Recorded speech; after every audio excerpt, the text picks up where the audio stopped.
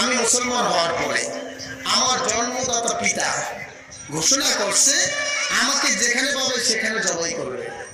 আমি যখন মুসলমান হয়েছি সর্বপ্রথম মাথায় পাগড়িটা পইরা, জুব্বা পইরা, আগে তো প্যান্ট শার্ট পরতাম, জুব্বা টুব্বা পইরা মাথায় পাগড়ি পইরা দীর্ঘ 7 মাস আত্মগোপনে ছিলাম, লুকায় ছিলাম, পলায় ছিলাম। 7 মাস পরে যখন মাথায় পাগড়ি পইরা জুব্বা পইরা বাড়িতে আসছি, আসার পর আমার বড় ভাই আমাকে দেখে মাইর শুরু করছে। দেখাই মাইর, কেন পাগড়ি পইরা জুব্বা টুপি পরে ঘরে ঢুকলাম। মারতে মারতে মারতে মারতে আমাকে খাটের উপরে শোয়াই দিছে বড় ভাই। মারতেই পারে, কিচ্ছু বলি না, মাইটের খাইয়া একটা পর্যায়ে বসে রয়েছি। আমার দাড়িগুলোর মধ্যে বেলা বলতেছে, মৌলবী তুই যদি দাড়ি না ছাড়ো তোর দাড়িগুলো এখন চাইসা দিব। হাতের মধ্যে বটি নিছে, দাও নিচ্ছে। তখন আমি বললাম, ভাইজান আমাকে আপনি মারছেন, আমি কোনো প্রতিবাদ করি নাই, কিন্তু যদি আমার দাড়ির উপরে একটা আঘাত করে